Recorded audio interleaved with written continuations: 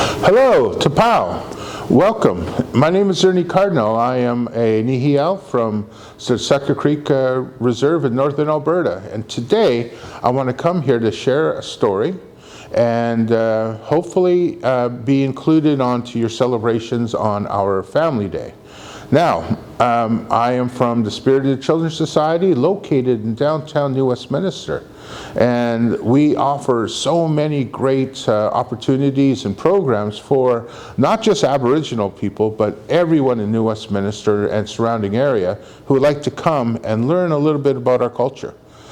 For instance, our culture has a lot of stories and legends that we share to not just entertain, but to also offer insightfulness so that we can learn balance, harmony, and how to be a good family member. So I thought I would share a story that will bring this feeling of interconnectedness and belonging.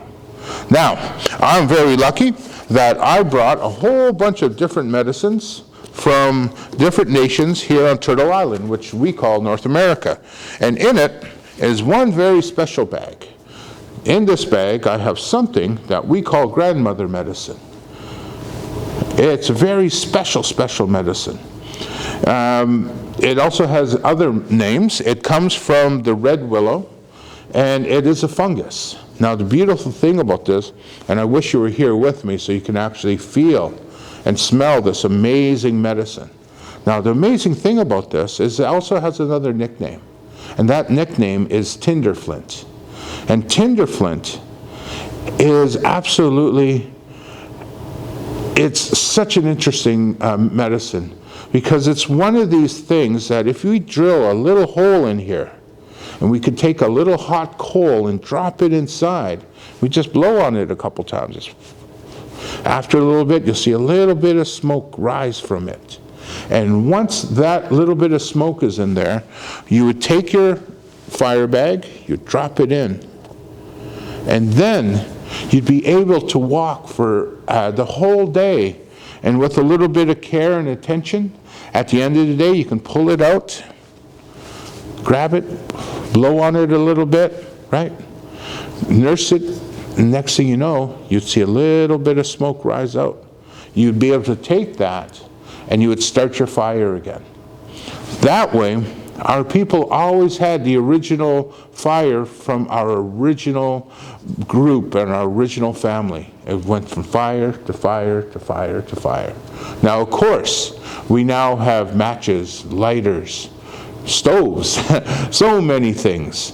But it's always nice to know where it all started from and where we all began. Fire bags, fire medicine, great medicine. And that's the legend I would like to share today about this.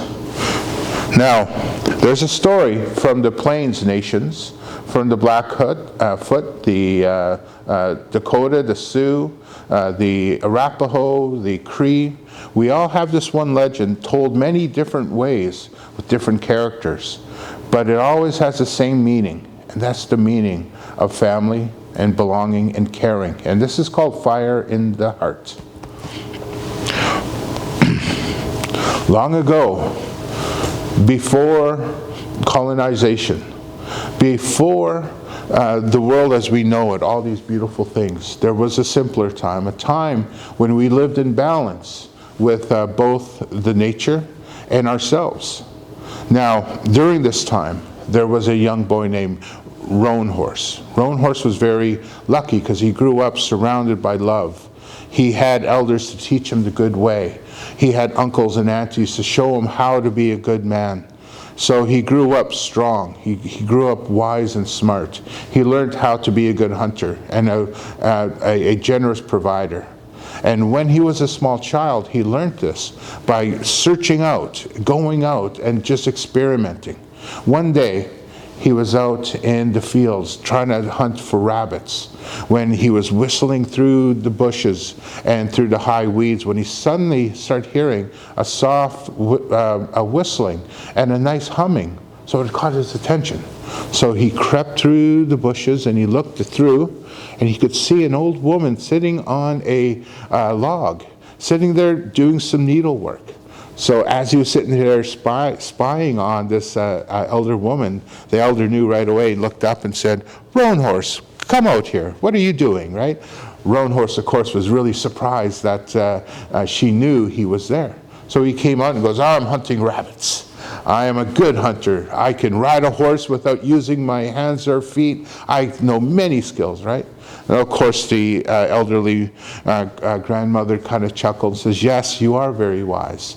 But if you have time, let me share you some more stories." So Roan Horse, being very respectful, sat down next to the elder. And she explained about the circle of life. She explained about how we are all connected and we must all care for each other because we in turn care for ourselves in a good way. Roan Horse, of course, understood these lessons, but to hear them again, just like I am sharing my legends with you today, reinforced his feeling of being connected and being in that circle of life. So of course, Roan Horse thanked the elder, got up, and of course went through the bushes and kept hunting, kept growing, kept getting strong.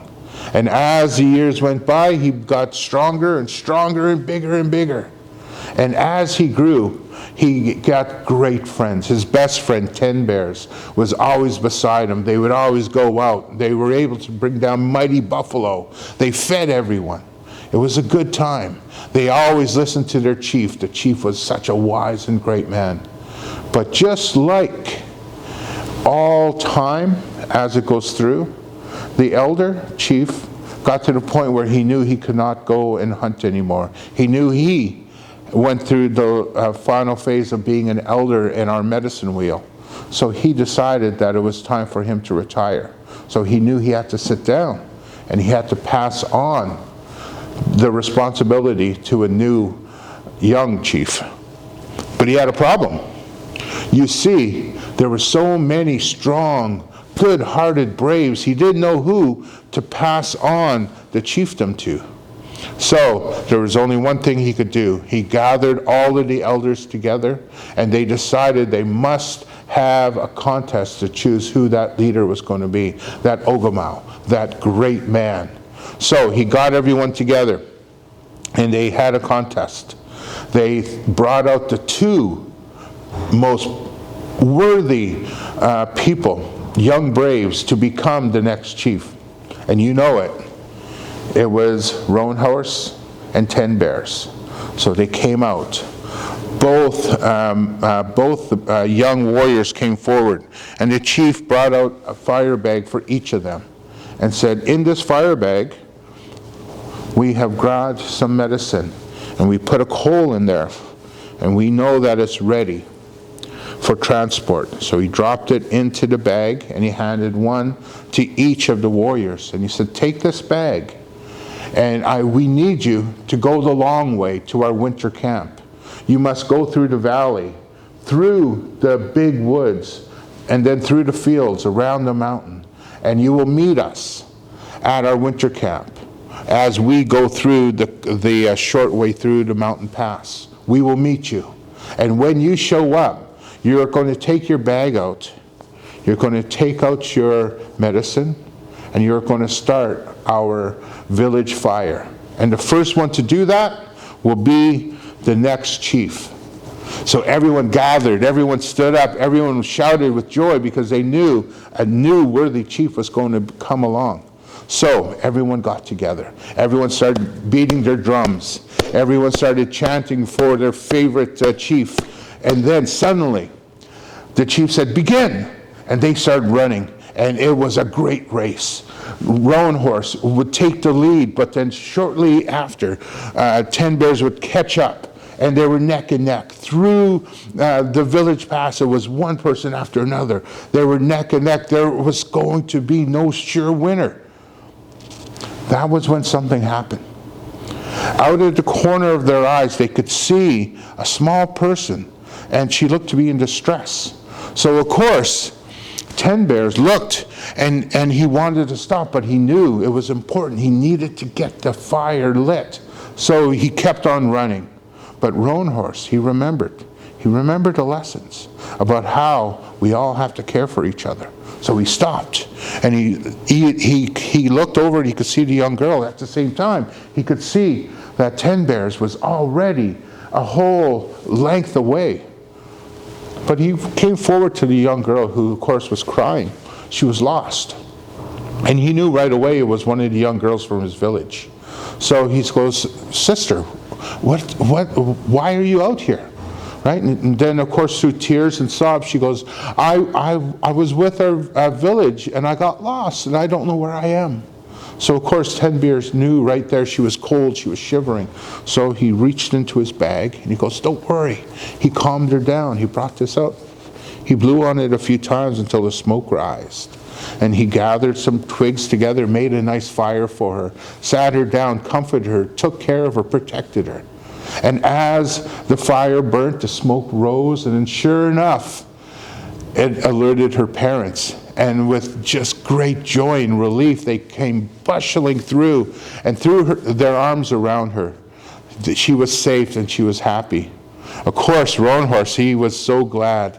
So he grabbed his medicine, he put it back in, he stood up, he looked over, and of course, by this time he noticed that 10 Bears was probably a league away. But did he give up? No. He knew he didn't. So he grabbed his medicine, put it in his pocket, and he started running. And he ran and he ran. He would not stop. He ran until he thought his lungs were going to explode. And as he was running, he was focused on the race. He was going to try to catch up, try to do the best he could, when suddenly he tripped and he tumbled, he fell, and he could hear a big yelp. So he looked down, and there it was. There was a poor dog lying on the ground. He could tell that his leg was injured, probably even before he got tripped. So, of course, Roan Horse stopped, and he looked at the poor animal, and he thought, "I gotta run, right? I can't miss this race." But he knew he couldn't leave that poor animal alone. So he looked over there, and as the sun was starting to set, he could see that his leg looked like it was cut. There was something in it, but he couldn't see properly, so he brought out his medicine. He pulled out the medicine, he blew on it. Then, of course, he seen the smoke rise, gathered some wood, he made a fire so he could look at the wound, comfort the dog. He cleaned it, he dressed it, he made sure the dog was okay. By this time, the sun has totally went down. So, of course, Roan Horse was sad, but he was also so tired, so he laid down, he went to sleep. In the early morning, he woke up and he looked over, and he could see that the dog was already gone. But he was happy because he knew the dog was now healthy and he's safe. So he gathered his medicine, put it in, had a drink, had something quick to eat, and then he got up and he started running again. He would not give up this race. Even though 10 Bears was probably already at the winter camp, he would not give up. So he started running, and he ran and he ran and he ran. And he finally got through the big woods. He was running through the valley. He was finally through the meadow. He was just getting to the crest where the village was. And that was when he started hearing a very familiar humming. So he stopped and he looked over. And lo and behold, there it was. The elder that taught him how to be a good man all those years. But she was over by a tree, and she was alone, and she looked a little bit disorientated. So he walked up and he's like, "Grandmother, are you all right?" And she looked up, a little startled, and goes, "Roan Horse, I lost my way. I don't know where I am," right? So he, of course, settled her down and says, "Don't worry. Here, let me make you some tea." So he went over, he grabbed some fresh mint, and he grabbed a nice bowl to boil some water. And then, of course, he pulled out his medicine. He blew on it a few times, saw the smoke rise, and he knew that he was able to make a fire for her. So once she was settled next to the fire, once the water was boiling, he was able to give her a nice, refreshing, cold mint tea.